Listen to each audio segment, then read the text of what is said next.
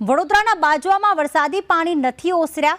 ગઈકાલે પડેલા વરસાદ બાદ સ્થિતિ હજુ જેમની જેમ જ છે। 10 કલાક વીતવા છતાં વરસાદી પાણી હજુ પણ યથાવત છે।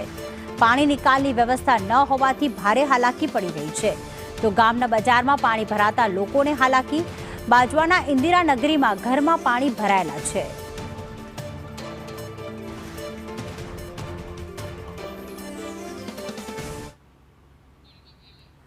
તો હાલમાં બાજવા ગામમાં પાણી ફરી વળ્યા છે। બાજવા ગામની સ્થિતિ ગઈકાલથી તેમની તેમ જ છે। વરસાદ રોકાઈ ગયો, પરંતુ હજી વડોદરામાં બાજવા ગામને જોડાણ તો કરવામાં આવ્યું, તેને સમાવવામાં તો આવ્યું, પરંતુ અહીંયા ટેક્સ તો લઈ લેવામાં આવે છે, પરંતુ સુવિધાઓ હજી નથી પૂરી પાડવામાં આવતી। બાજવા ગામમાં પાણી નિકાલની કોઈ જ વ્યવસ્થા નથી।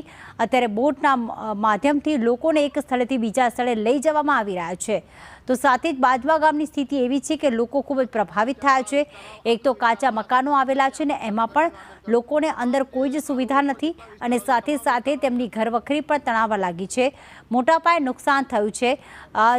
તમામ જે ગરીબ વર્ગના લોકો અહીંયા વસવાટ કરે છે તેમની ઘરવખરી તણાવવા તો લાગી છે, પરંતુ સાથે જ જે પ્રાથમિક જરૂરિયાતની વસ્તુ છે ખાવાની, તેની કોઈ જ અત્યારે સુવિધા નથી। બાજવા ગામમાં પાણી ફરી વળ્યા છે। લોકો ગઈકાલથી જ આ જ પરિસ્થિતિમાં અત્યારે જીવન વિતાવી રહ્યા છે। 10 કલાક વીતી ગયા, હજી પણ પાણી ક્યાંક ઓસર્યા નથી, અને પાણી નિકાલની અહીંયા કોઈ વ્યવસ્થા પણ નથી। બાજવા ગામના લોકો અત્યારે ભારે મુશ્કેલીનો સામનો કરી રહ્યા છે। જો તેમને કંઈ જોઈતું હોય તો બોટના માધ્યમથી જ તેઓ બહાર નીકળતા હોય છે। અત્યારે આપ જોઈ રહ્યા છો કે ઘૂંટણસમાં પાણી સમગ્ર બાજવામાં જોવા મળી રહ્યા છે।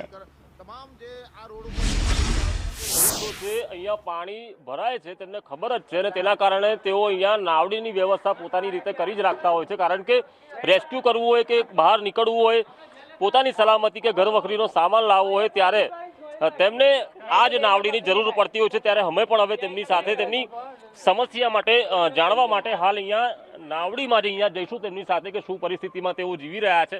કારણ કે આ પરિસ્થિતિ વડોદરામાં પહેલી વારની નથી, પરંતુ વડોદરા શહેરમાં આ વખતે વરસાદ નથી, પરંતુ બાજવા ગામમાં ક્યાંક આ પાણી ભરાઈ જતા હાલાકી છે। ત્યારે તેમના ઘરોમાં કેટલા પાણી છે અને શું પરિસ્થિતિ છે તે જાણવા માટે હાલ નાવડીમાં અમે અહીંયા બેઠા છે। આ તમારે આ તળાવ છે અહીંયા પાછળ? હા, તળાવ છે। આ તળાવના પાણી ગામમાં આવ્યા છે?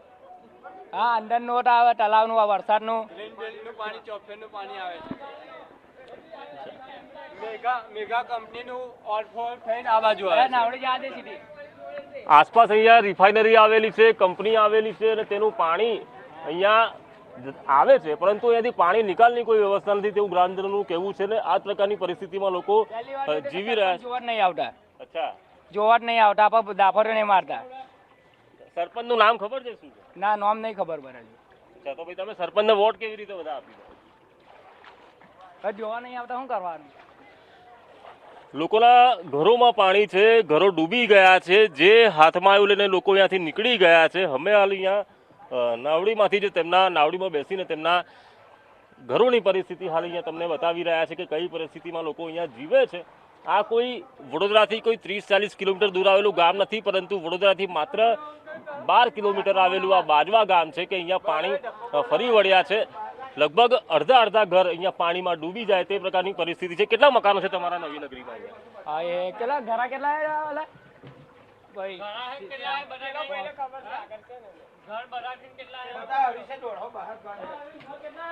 100 થી 150 જેટલા ઘરો અહીંયા ઇન્દિરાનગરીમાં આવેલા છે તેના સ્થાનિકોનું કહેવું છે, ને લગભગ 80% મકાનોમાં અહીંયા પાણી ભરાઈ ગયા છે। આ જે પરિસ્થિતિ ઘરોની છે। આ માસિયા, તમે આ બધા ઘર છોડીને જતા રહ્યા છે, તમે કેમ?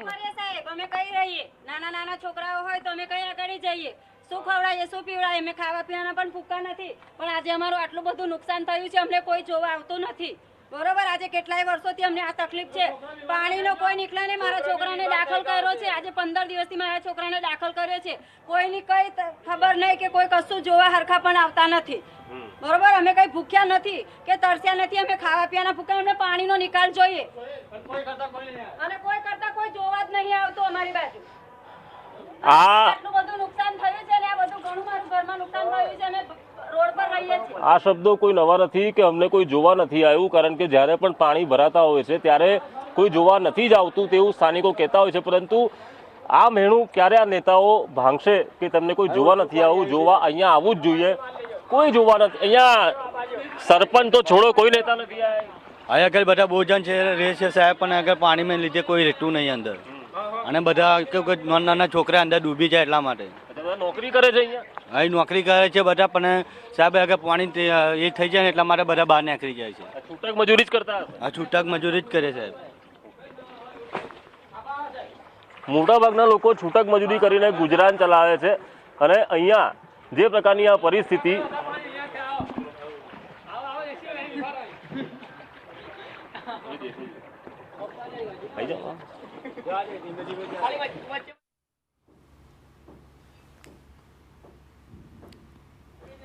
નાવડી મંગાવી લીધી યાર.